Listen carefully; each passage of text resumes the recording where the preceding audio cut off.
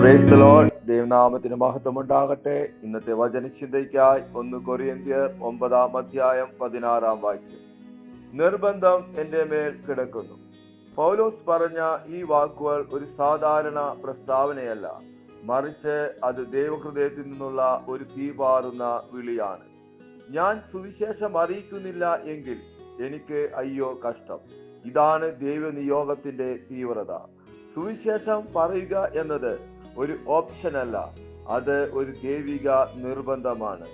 ദൈവം നമ്മിൽ വെച്ച ആ വിളി മിണ്ടാതാക്കുവാൻ ആവാത്തതാണ്.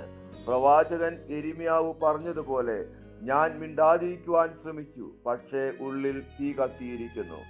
ദൈവം നമ്മെ തിരഞ്ഞെടുക്കുമ്പോൾ അവൻ നമ്മുടെ ഉള്ളിൽ ഒരു തീ വെച്ചിരിക്കുന്നു.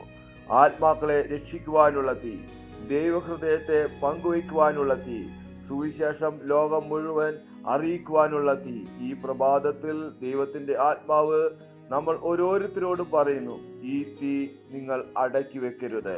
ലോകം തണുത്തു പോകുന്ന ഈ കാലത്ത് ദൈവം നമ്മെ കത്തിക്കുവാൻ ആഗ്രഹിക്കുന്നു. അവന്റെ സ്നേഹത്താൽ കത്തുന്ന ഹൃദയങ്ങൾക്ക് മാത്രമേ ആത്മാക്കളെ ഉണർത്തുവാൻ കഴിയുകയുള്ളൂ.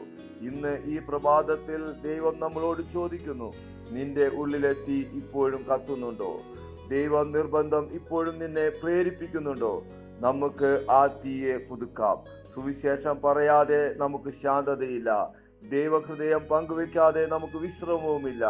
നിർബന്ധം നമ്മുടെ മേൽ കിടക്കുന്നു. അതാണ് നമ്മുടെ പ്രേരണ. ദൈവം വെച്ച തീയിൽ കത്തുന്നവരാകാം നമുക്ക്.